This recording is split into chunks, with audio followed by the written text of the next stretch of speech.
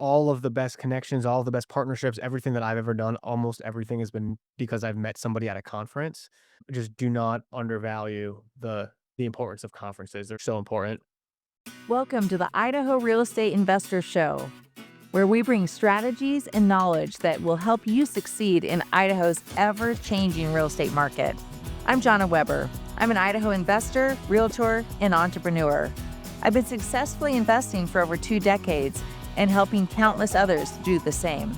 We'll bring you real stories from successful investors, expert advice, and insights to help you build generational wealth through the power of real estate. Whether you're just getting started or well on your way, let's jump in.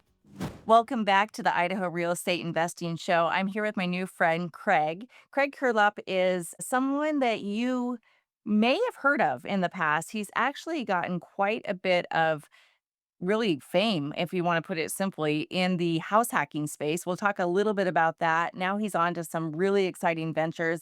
And this cool fact about Craig that you may not know is he's got ties right here in Idaho, which is really, really cool. And he's also, we cannot wait for this, but he is going to be a featured speaker at Idaho REICon coming right around the corner, October 10th. So by the end of this interview, I know you're going to be jumping out of your seat to get into his session because he is really in tune to what's happening right now in our real estate investing market, both here in Idaho and nationally. So this will be fun.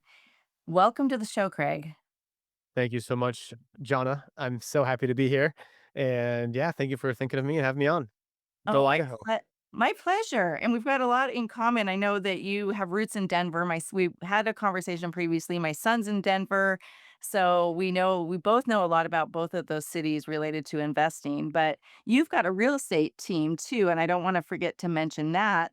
Tell us a little bit about that and who you serve primarily. Yeah, so we have a whole team of investor friendly agents in Colorado, and I'm licensed in Idaho. So, Colorado and Idaho, we got you. And we help primarily investors. So, we help people buy properties that they can then rent out. And we kind of are up to date on what's working in the areas so that you can hopefully get a cash flowing property that appreciates like things do in Coeur d'Alene and in Denver, Colorado. And yeah, that's what we've been doing now for shoot, like 6, 7 years. So, it's crazy how time flies. I love it. And you're one of the what we call like a multi-passionate entrepreneur. I can tell that and involved in a lot of different things. And we've got kind of similar journeys that way as I've been in real estate for I don't know, 12 years or so as well as the investing path. So on that note, with navigating the investing world as an agent, this is just a side note, but I just got to ask, do you primarily, when people ask you, is it worth it to get your real estate license if you're an investor? What's your answer on that? I mean, like any answer, it depends. I think if you're gonna do one deal a year for yourself, it's worth it to have your license. I think if you are going to do a lot of deals and your business is like flipping houses or like wholesaling or something like that, like I mean, even then it could make sense. But if it like at some point, being an agent isn't worth your time if you want to scale and grow. But on every deal, if you want to save, depending on your market, 10, 15, 20 grand every deal, then getting your license is well worth it. But again, at some scale, the work to actually sell a house, it's worth just paying an agent 15, 20 grand. Yeah. Yeah, interesting. That's a whole nother we could have a whole podcast on that topic because that's a interesting conversation. And for the sake of our listeners, I know some of them listening right now are licensed, some of them aren't. So it's great just to know that you've got options when you're investing, and also I echo how important it is to work with someone that's investor friendly to go ahead and do these deals because this is part of the framework for our market right now. Cash flow isn't just a given, and you've found a way to maximize or kind of hack, kind of play on words, your way into different ways to generate cash flow and make things work in the market. But let's go back. Not everyone knows who you are, Craig. And I've known of your name for years. You've been coming up like you were very involved in the BP BiggerPockets community. How would you, for someone that doesn't know who you are, frame your beginning of your investing journey and how you got into house hacking? Hey, Idaho investors, here's a stat that might surprise you. Over 70% of successful real estate investors say their best deals didn't come from the MLS or from a cold online lead. They came through their network. So if you're serious about growing your portfolio, it's time to get in the right room. Join Idaho REIN, the Idaho Real Estate Investor Network, an affiliate of the National REIA. We're here to inspire, connect, and equip you to build real wealth through real estate. Success doesn't happen in isolation. Get in the room where it's happening. Visit idahorein.com and join us today. Yeah, so I started all started with me with a job that I absolutely hated. And so I was in a W-2 role and working 100 plus hours a week, which translated to under minimum wage if you calculate it on a dollar per hour basis. And I was looking to see like the trajectory of my career. And if I did really well, worked really hard, and graduated through this company and got promoted, I would just end up 10, 20, 30 feet down the hall, maybe in a corner office there on the weekends, like never really spending time with my family, like just not values aligned whatsoever. So when I kind of realized that, I started Googling different ways on how to retire early, how to get out of this thing. And funny enough, one of my interns, I was running this intern program, and one of the kids' his father, I think he like worked for UPS, and when UPS went public, he sold his shares in UPS, bought a 9 unit building, and retired. And then I went home that afternoon or that evening, and I gave my rent, to this small 65-year-old Latina woman who just came and collected $2,000 worth of rent from me and 20 other people at the same time. And I was in finance, so I can do the math. That 2,000 times 20 is $40,000 she just collected. And so then the real estate kinda ideas started getting in my head.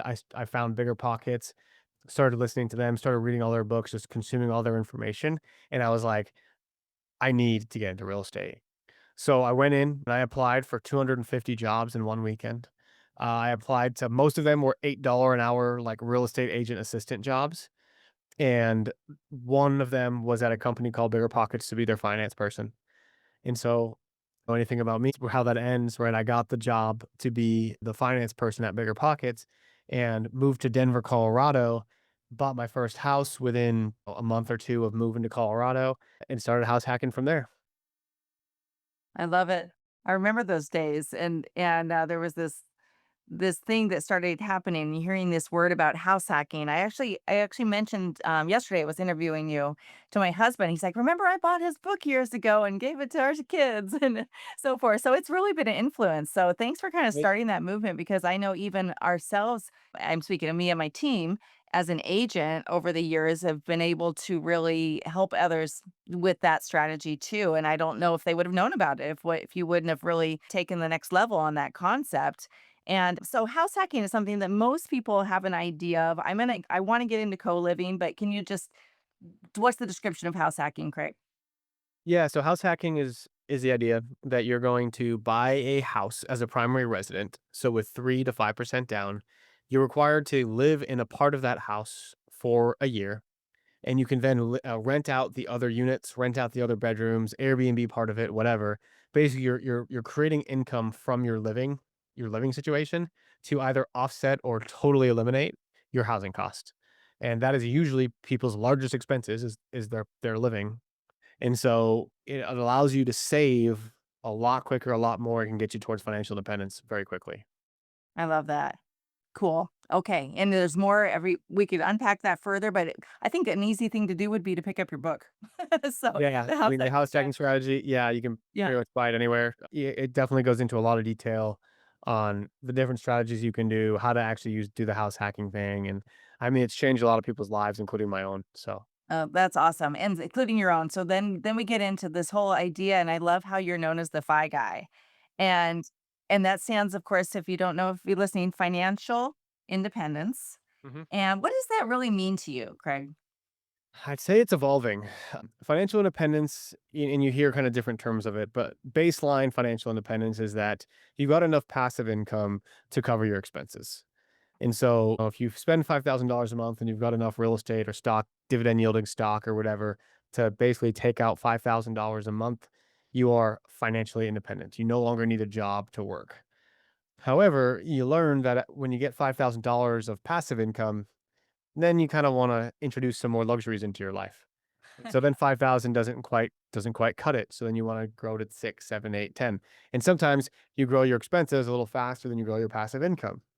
And so you can kind of go in and out of quote unquote financial independence, but as long as you're kind of still growing, I think that's really what matters. And I've had like kind of gone through a lot of different, I guess, iterations, like some spiritual stuff in terms of like, what does this really mean, like financial independence? And I kind of concluded that I don't think we were meant not to work. I don't think we were meant to not be productive.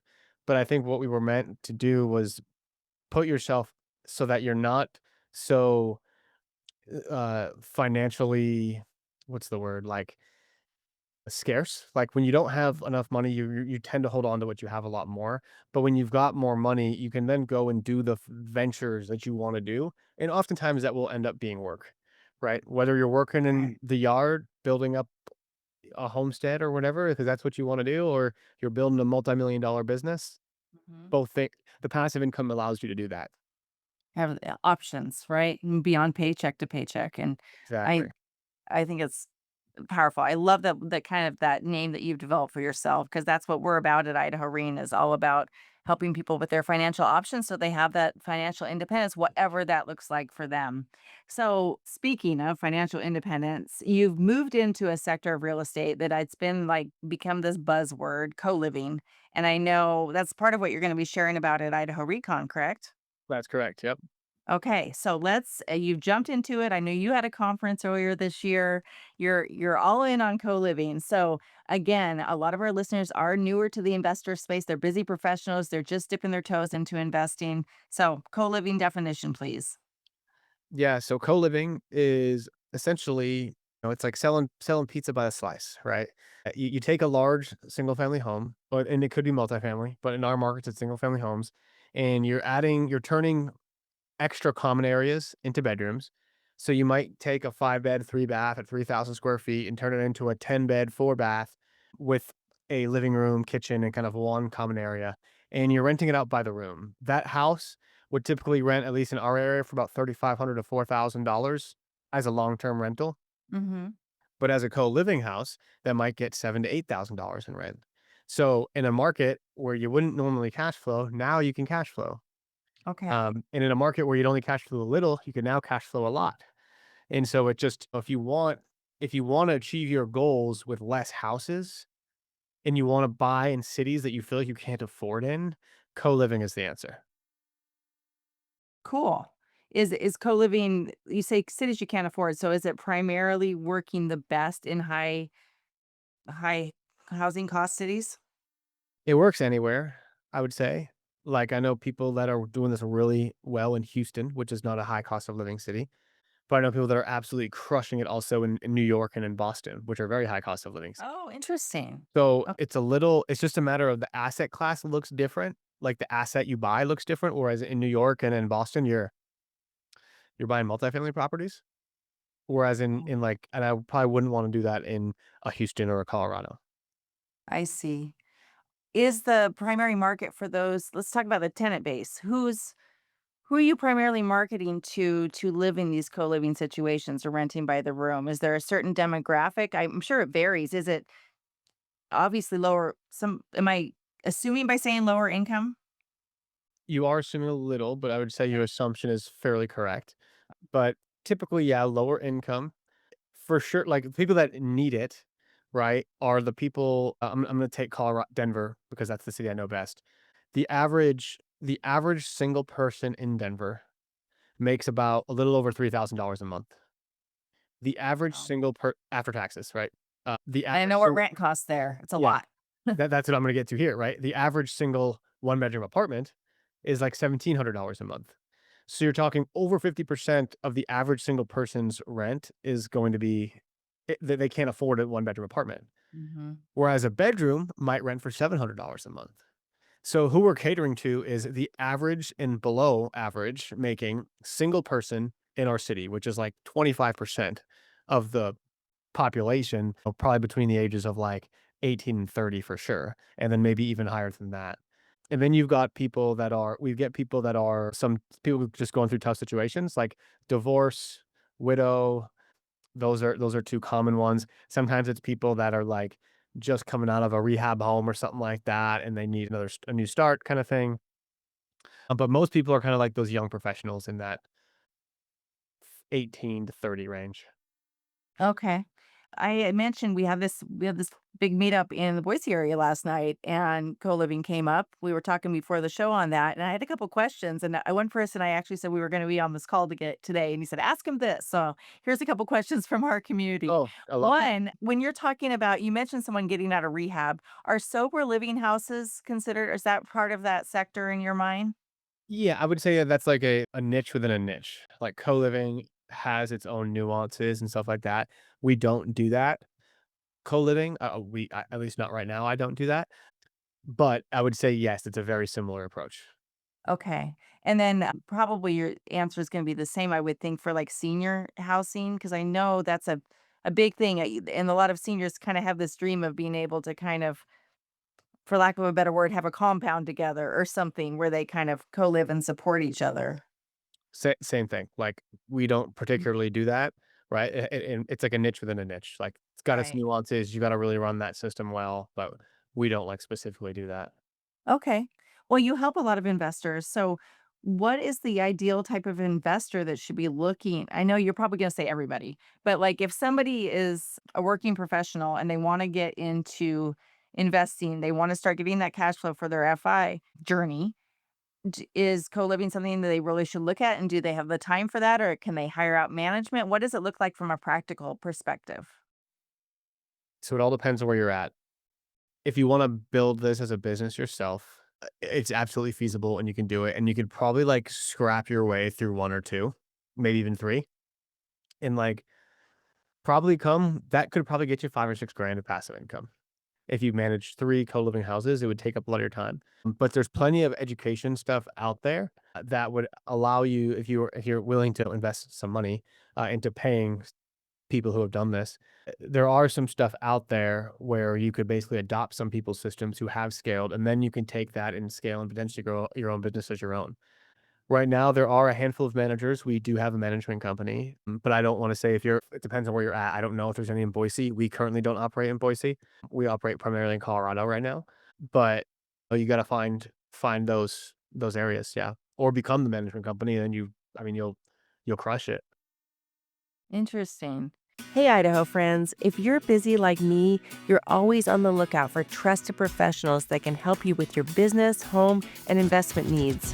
Whether it's a trusted lender, property manager, or a service provider that you're going to have come into your home or work on your investment property, there's always a need out there, and we want you to have great and trusted resources at the ready. In response to this, Idaho REIN has developed an exclusive vendor directory chock full of businesses that are ready to help our community. Head on over to idahorein.com, grab your free copy today, and don't forget, let them know that Idaho REIN sent you. How do you advertise for, is it just like with a long-term rental, you advertising on Zillow and so forth? Does anyone use Craigslist anymore, or is it all Zillow? Craigslist is probably like our 3rd or 4th most popular. Is it? Okay. Yeah, but I would say the and I bucket like Zillow, Trulia, Redfin all into one, like all of those Yeah. listing sites. Next will be like Facebook Marketplace and Facebook groups. And then it will be kind of just like relationships we have with different employers and stuff around the area. And then it's going to be Craigslist. Somewhat seldom from Craigslist, to be honest, but they Gotcha. they trickle in. Okay. Usually the older folks, some older folks. Sure. And is it because I do not want to stereotype, but sometimes when you have a lower income, like socioeconomic status, there's lower credit. Is that a common thing? And do you have obviously you must have workarounds if someone has low credit. Yeah, so and I was against this for a while, but recently changed my mind. We don't require credit checks. Oh, And the reason for that and why I was convinced otherwise is that I'd say if you're gonna rent to a long-term tenant for $2 to $3,000 or more a month, you do a credit check. For someone that's renting out a bedroom, there's likely some people have great credit, some people have crappy credit, but there's a lot of people who have either crappy credit or no credit, which we find out a lot, that are still really good tenants. And we tend to just kind of work with those people in a way of like, there's lots of nonprofit organizations like churches, government, government assistance programs, all that kind of stuff Mhm. that you can always go to and just say, "Hey, I'm having a lot of trouble with rent this month. Do you mind just spotting me?" And it's a lot easier to have these guys write checks for $700 than it is for like 2,100 or $3,000. Gotcha. Well, that leads me to another question. Actually, one came out of our community asking about this topic. Do you know of any like grants available or anything to help because you're giving assistance to certain communities or underserved population? I And don't know that we would be able to, like, achieve that grant. That would be something to maybe look into, but we are not I'm not a nonprofit, oh so yeah, no, I'm not asking that. I just yeah. wondered if there was government grants available or like if Section 8 applies, something so that people that cannot afford retail rent in a given graphic area can get into one of your places. Yeah, I believe there are some places that have grants that would help with that, but I just I don't know enough about it to, like, really talk on it. Okay, yeah, fair enough. I just thought I'd ask the question because someone Yeah, said, "Ask about if they can get grants to get in there." and that's something to look into for sure. Yeah, because I think Yeah, I know there's a in Boise, I mean, it's on the news all the time, a housing crisis, the rental crisis, and our average income, you mentioned $3,000 a month, it can't be more than that here. yeah, I thought it was a little higher family income, but I think you're talking individual income. yeah, I'm talking single individual. Right. So Yeah, it's and after taxes, because that's where the money you can spend. it's a real issue. So I know more expensive markets work really well and where you've got a lot of working population that needs housing. I was just trying to narrow in on one specific markets that would work for it. And you kind of answered that. But as far as like the types of actual housing that you're acquiring, is it someone just working with an agent or not? And finding a good single family, is that pretty much all there is to it? Or are there certain things beyond that that you're looking for that make a particularly good co-living situation? There's a lot of things that we look at. Number 1, of course, is area. So we like to go with B, C class areas, stay away from A for co-living, just because there will be 7, 8, 9, 10 people in the house, and people that are living in A Yeah. areas and paid for that, they don't want that. Uh, Cars, lots of cars. Lots of cars, yep. That leads into the next point, parking. We always make sure there's enough parking either on the property or in front of the property, not harming anybody else. So we don't like to park in front of other people's houses. We love corner lots. We love being, like, across the street from, like, a intersection, where, like, you're across the street from a corner lot, basically, like, pretty close walking distance to a corner lot is really fantastic. And then, of course, you want the size of the house, so kind of narrowing in further, like, you want the house to be a pretty big footprint, and you want it to be able to have enough bedrooms that fit the parking situation. So if you can get 10 parking spots, you really want a house that can fit 10 bedrooms. So that might be 3,000 to 3,500 square feet. And of course, the layout has to work out properly and all that kind of stuff in order for you to do that economically. And then once you get the bedrooms, we like to have a 3 to 1 bedroom to bathroom ratio. So then you got to make sure the bathroom ratio is okay. So you can't have like a 10 bed, 2 bath. Well, you could, I suppose. That might work. We don't like that. It causes more problems. So we like Yeah. to have a maximum of a 10 bed. Sorry. So if it's like a 10 bed, it's likely going to be a 10 bed, 4 bath because likely at least one of those bathrooms is gonna be a master bathroom, and that would only count as a one-to-one. Gotcha. So Okay, that's cool. There's so much we can get into, but it's a whole I mean, I know that you offer education about this and you're going to be speaking at Idaho REICon and I have so many questions about the management and how you deal when they get in fights and all that sort of thing, but it sounds like I mean, bottom line, I'm sure it comes down to systems and processes, just that's like any other goods like insane amount of systems and processes, yeah. more than it's like it's on steroids Yeah. from a single family renting a house. So it's just fascinating. I've looked at some of the numbers and even around universities, I hear stories of people even in the Boise area around BSU having a lot of success with this. So I'm excited about this sector and niche and also like I know a lot of us are really passionate about providing great income or not excuse me, not income, but great housing resources for people that are working really hard and are making what minimum wage is still under $10, well under $10 an hour in Idaho. So, I mean, there's some real systematic or systemic issues here that I think is a real piece of the solution. So I love what you're doing and the direction that you're taking it. What are you doing beyond being an agent, helping investors with this? What are you doing personally in the co-living space yourself and where you see yourself taking it in the next couple of years? Yeah, so of course, we help people identify the proper properties by representing them as an agent. We also help right now, we help people manage renovations, manage furnishing, and then manage the properties for them. So basically, it's a completely turnkey service. I will say that will continue maybe for the next 12 months or so, but there will likely be a time where once we kind of get comfortable and feel good truly at scale, where I don't know that I would manage it for other people, and then I wanna actually start raising money to buy these things with partners, and kind of the same story, right? But now we've got some ownership in the homes. And so that's where I kinda see it going for the long term. So where I'd like to take it is I'd love to have 40 to 50 homes in each in many cities all around the country, and then basically be able to have, like, a software on top of that where people can go and find different kinda homes. So kinda like a pad split, but a little bit more all inclusive, but to help with, like, tenant chatting, tenant management, all that kinda stuff. That is, like, the big, big picture. We haven't even started on the software piece yet, but just kinda, like, thinking of where it could potentially go. Of course, there's many offshoots and rivers and whatever to potentially stray down before we actually get there, but that's kind of the 10-year plan as we speak now. I love it. Gee, Craig, are you an entrepreneur? I guess so, huh? Have a little bit of vision there. I love it. It's a big one. A couple of questions just as we wrap up. One, I'm just curious, how did you want land? I know you're living in Idaho. How did you find Idaho? Because I know that's a fairly recent Yeah. thing. We've been here for 3.5 years. So in Idaho terms, that's recent. In Colorado Right. terms, I'm basically a native. But yeah, we were living in Colorado for a while before this. So I met my wife in Denver and we just kind of wanted to get somewhere that was very similar to Denver, but with a little less people. We wanted some land, some that had kind of similar values to what we had. And so we found North Idaho and we're just like, this place is amazing.